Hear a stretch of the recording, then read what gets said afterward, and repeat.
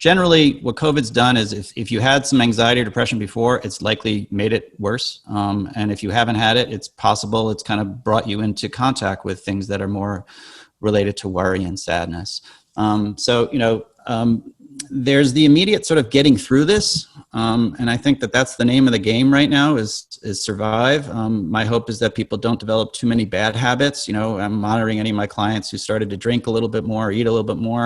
And we're like, yeah, I get why that's happening. Let's just make sure we're keeping it under control, and that when this ends, and we're still looking at another 6 months probably, that we are able to address those people who are having some difficulty adjusting. So I think it's I don't think we're going to know at this point, and my sense is we're going to know much more over the ensuing years. There's probably going to be a decent amount and significant kind of impact on people, but my concern are people who are isolated already are going to be more isolated. People who have some sort of mental health or behavioral health challenge are going to feel that worse. Thinking about some of our, senior citizens and older people, there's just so many different ways that this has impacted people. So until we know specifically who we need to address more in the future, general approach of compassion and hopefully making mental health more of a priority and importance. And I am hopeful in that. I actually am seeing that. I mean, this show is obviously an example of that, but generally it just seems like people are talking more about the importance of that. And I think that that's really ultimately going to be really helpful for the field. With me, I really feel, looking forward at what we're facing, I think COVID has exacerbated a problem we were already having.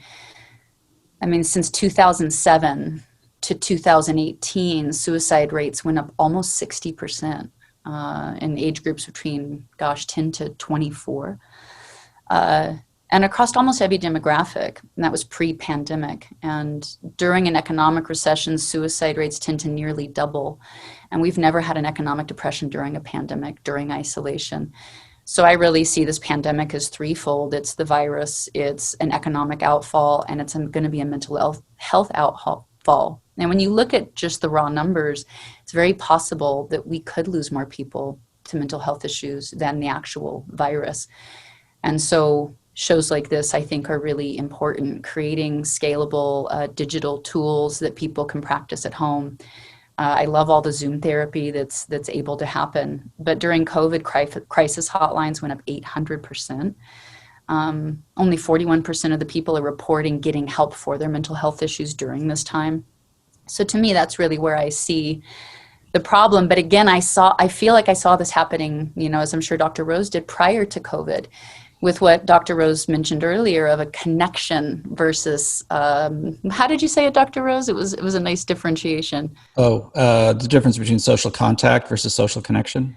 Yeah, I think we were struggling with that prior. We've been a more connected society thanks to the internet for, decades now. But we're not a more connected, I didn't word it right like you did, I'm so sorry. But we're in contact with each other, but we're not having a deep, nourishing sense of connection. And that was happening pre-pandemic. And I think the pandemic is exposing that. And if I could encourage everybody listening to walk away with one thing, I want you to ask yourself as homework is, I want you to ask what nourishes you. And I don't mean food, although often we choose food when we're trying to nourish ourselves emotionally. What nourishes you? What makes you feel deeply connected? It can be that sense of purpose. It could be realizing, oh my gosh, my job doesn't give me that. What will I do about it? It could be my friendships aren't deeply nourishing. But identify those things that really, really nourish you, that connect you to yourself and to other people. Because I really feel that deep sense of connection is a cure in and of itself that can start to relieve a lot of other pain points.